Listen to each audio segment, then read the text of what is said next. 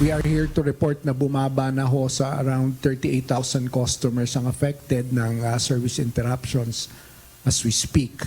Mula yan sa peak na almost 100K o 98,000 customers na inuulat po namin kahapon. Napinsala ang ilang pasilidad ng Manila Electric Company o Meralco dahil sa malakas na hangin at ulan dulot ng pinatinding habagat. Ayon kay Meralco spokesperson Joe Zaldarriaga, ito ang pangunahing dahilan ng pagkawala ng serbisyo ng kuryente sa kanilang mga customer. Karamihan sa mga apektadong customer ay nasa Cavite at Metro Manila, habang may mga apektado rin sa Bulacan, Rizal, Laguna at Batangas. Tiniyak naman ng power distributor na patuloy ang pagtutok ng kanilang mga line personnel upang agad na maibalik ang kuryente sa mga apektadong lugar. Ngunit hindi anya muna ibabalik ang serbisyo sa mga lugar na binabaha hanggat hindi nasisiguro na ligtas ito para sa mga residente. Pero yung majority nitong 38,672, baka by tonight, medyo kalahati nito mabawasan na, and then by tomorrow, almost complete except for the flooded areas. Hinihikayat ng Meralco ang publiko na bigyang prioridad ang ligtas na paggamit ng kuryente at iwasan ang paglapit sa kanilang mga pasilidad na bumagsak o nasira. Gayon din ang kuryente at mga kagamitang dekuryente na maaaring nalubog sa baha at ipasuri ito sa mga sertipikado at lisensyadong electricians.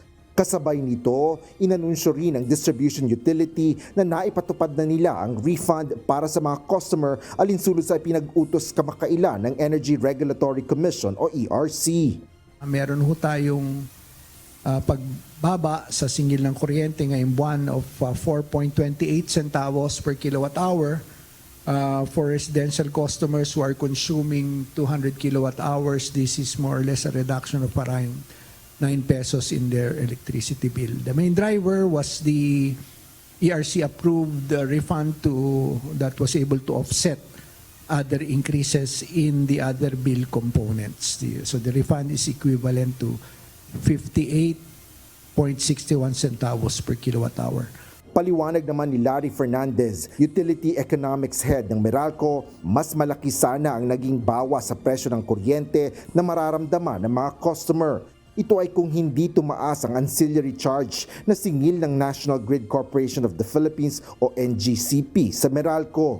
Nang napansin namin, ayon sa information from the bill of NGCP to Meralco, ang pinakamalaking pagtaas ay galing sa reserve market. So meron din, kung merong spot market for power na binibili ang Meralco, meron din reserve market na pinagbibilhan ng NGCP ng ancillary service charge, at tumaas yung ancillary service charge from the reserve market by more than 30%.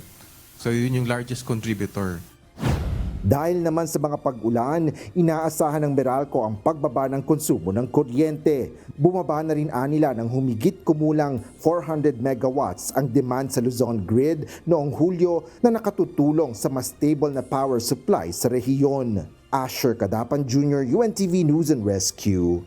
Diyos ang aming sandigan, serbisyo publiko ang aming pinahahalagahan.